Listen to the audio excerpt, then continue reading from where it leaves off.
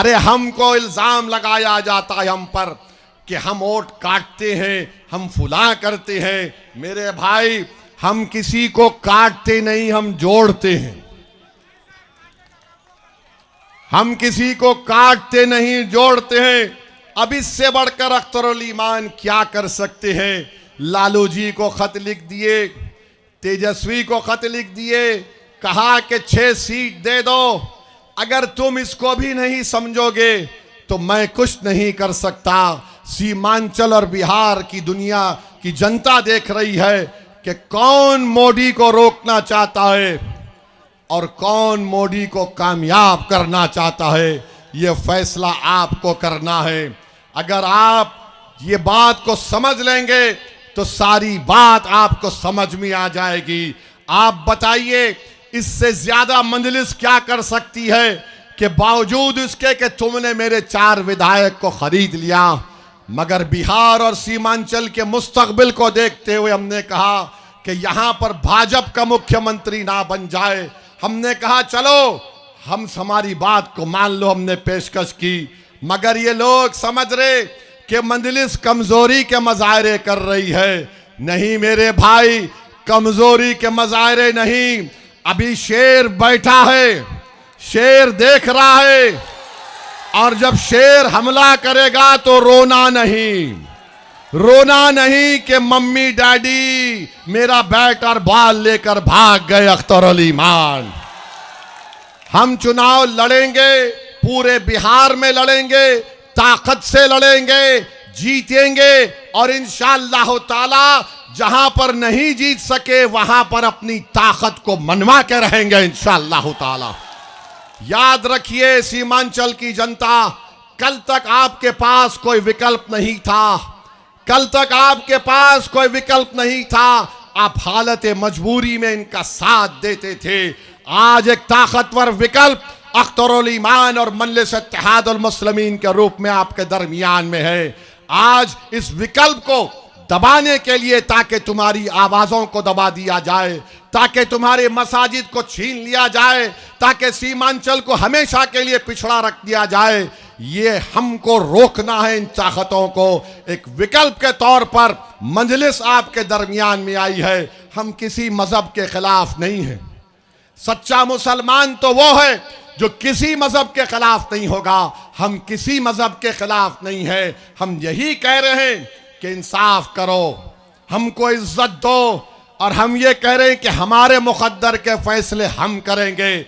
हम तुम्हारे गुलाम नहीं हैं। हम बराबरी चाहते हैं, हम हिस्सेदारी चाहते हैं। क्या आप बराबरी चाहते हैं?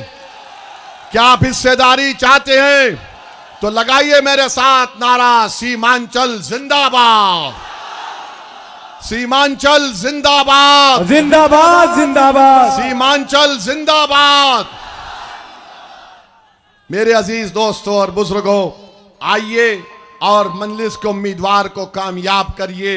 इंशाअल्लाह ताला हम अपने बुजुर्गों की कुर्बानी को रायगा नहीं जाने देंगे, हरगिज रायगा नहीं जाने देंगे। जब तक हम जिंदा हैं, हम आपकी नुमाइंदे हैं, आपके खादिम हैं। अल्लाह जब तक हमारे जिस्मों में जान और सेहत को रखेगा, हम हर गरीब और मजलूम के लिए लड़ते रहेंगे। आपका बहुत बहुत शुक्रिया, आप यहाँ पर आए।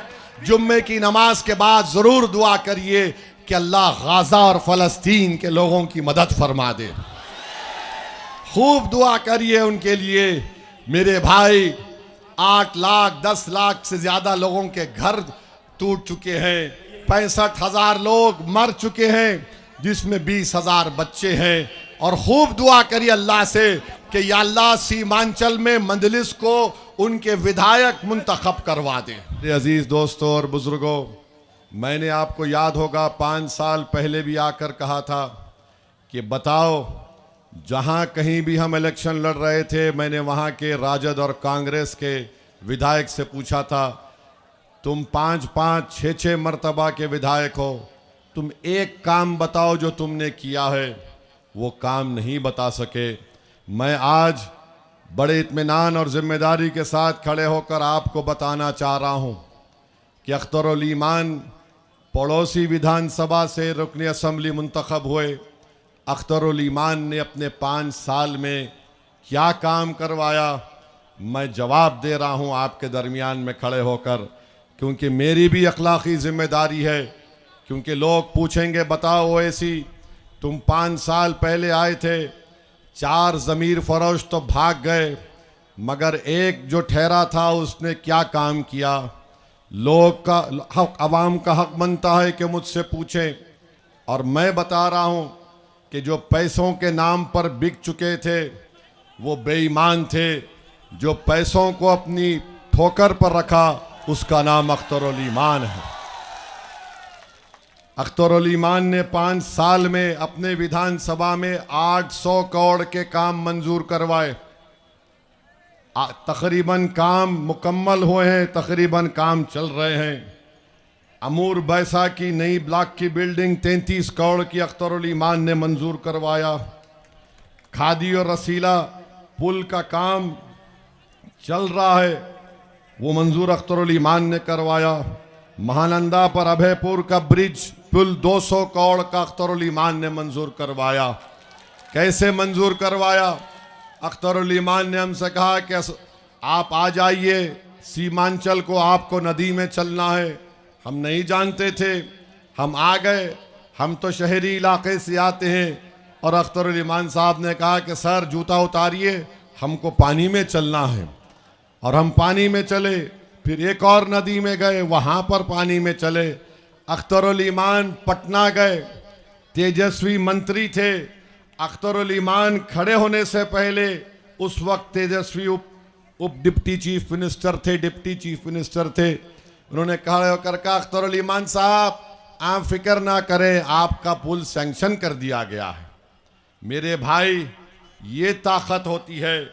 अख्तरुल ईमान साहब ने क्या बरबट्टा में, अख्तरुल ईमान साहब ने बरबट्टा में हॉस्पिटल की बिल्डिंग का काम 5 करोड़ का मंजूर करवाया।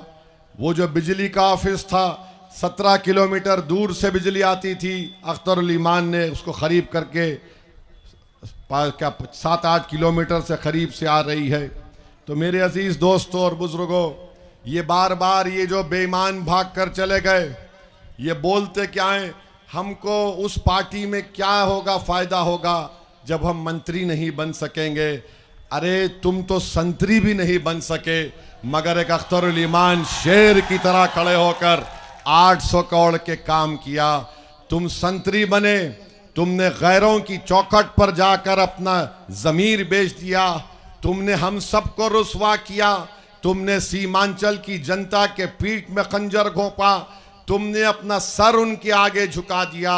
मगर जिसने सिर्फ ये तय कर लिया था कि मैं अल्लाह के आगे सर झुकाऊंगा, मैं गैरों के आगे सर नहीं झुकाऊंगा, अल्लाह ने उसके विधानसभा में 800 करोड़ के काम करवा दिए। तो मालूम हुआ कि मंत्री बनना जरूरी नहीं है, ना संतरी बनना जरूरी है। बनना क्या बनना है, एक मर्द मुजाहिद बनना है, ताकि इनकी आंखों में आंखें डालकर हम काम करवा सकें। आप बताइए, 5 या 6 मरतबा के विधायक यहाँ के राजद के थे, अब ये 2 मरतबा के विधायक हो गए। देखिए, याद रखिए, रुकनुद्दीन माने रुकन का मतलब एक सुतून होता है दीन का।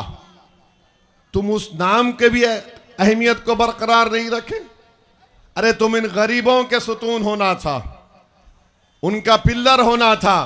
तुम जाकर तुम राजद के ऑफिस में एक पिल्लर बन गए, जो तुमको पलटकर भी कोई नहीं देखता तुमको वहां पर। क्या तुमने बेईमानी की, और तुम समझ रहे हो कि तुम हमारे मंजलिस के लोगों के खिलाफ FIR दर्ज कराने से हम दब जाएंगे, हमको तकलीफ होगी। सुनो, याद रखो, पुलिस को जाने से हमारा सियासी हकीका होता है, और पुलिस को तो हम अपना ससुराल समझते हैं। जेल को हम गए कई मर्तबा, पुलिस की लाठियां मेरे सर और पीठ पर पड़ी। तो हम तो आए हैं इस मैदान में, मरने को आए हैं, जीने को नहीं आए तुम्हारी तरह। मरना तो सबको एक दिन, मगर वो मौत काबिल कदर मौत होगी जो जालिम के खिलाफ लड़ते हुए आ जाए, जो तागूत के खिलाफ खड़े होकर हक को बयान कर सके। अरे मौत फिरौन को भी आई, मौत नमरूद को भी आई, मौत यजीद की भी आई, मगर जो कुर्बानी इमाम हुसैन ने दी, सुबह क़यामत तक लोग इमाम हुसैन को याद करते, यजीद को याद नहीं रखते। टीपू सुल्तान ने अंग्रेजों के खिलाफ लड़कर अपना हर चीज कुर्बान कर दिया। और टीपू की मौत कैसे आई? टीपू के हाथ में तलवार थी। अंग्रेज जनरल 1 घंटे तक रुका रहा, जिस्म को हाथ लगाने से पहले कोई जाकर डर रहा था। और जब अंग्रेज जनरल ने जाकर टीपू के जिस्म को हाथ लगाई तो उसने कहा कि इसका जिस्म बहुत गर्म है। जिस्म से रूह निकल गई, मगर एक मर्द मुजाहिद का जिस्म गर्म था। हम इस मौत की तमन्ना करते हैं, हम थूकते हैं इसी जिंदगी पर जो गैरों के सामने ईमान को बेचा जाता है। और मुझे यकीन है कि आप इन गद्दारों का, इन दुश्मनों का मुंह तोड़ जवाब देंगे आने वाले विधानसभा में। आप देंगे ना इंशाअल्लाह। जिन्होंने आपसे को झूठ बोलकर आपके ख्वाबों को चुकनाचूर करने की कोशिश की, जिसने हमारी माँ और बहनों की दुआओं को, उनकी कुर्बानियों को रायगा जाने दिया, मुझे यकीन है कि यहाँ की जनता जमहूरी तरीके से एक मुंह तोड़ जवाब देगी। और यहाँ पर विधायक साहब हैं, जमीन का म्यूटेशन में पैसा लिया जाता नहीं लिया जाता? बताइए हमको। कम से कम 20,000 रुपया लिया जाता है, लिया जाता है 20,000 रुपया। कितना लिया जाता है? हाथ उठाइए। फिर उसको ऑनलाइन चढ़ाने के लिए 2,000 रुपये देते हैं। बताओ रुकनुद्दीन, तुम्हारा कितना हिस्सा है इसमें?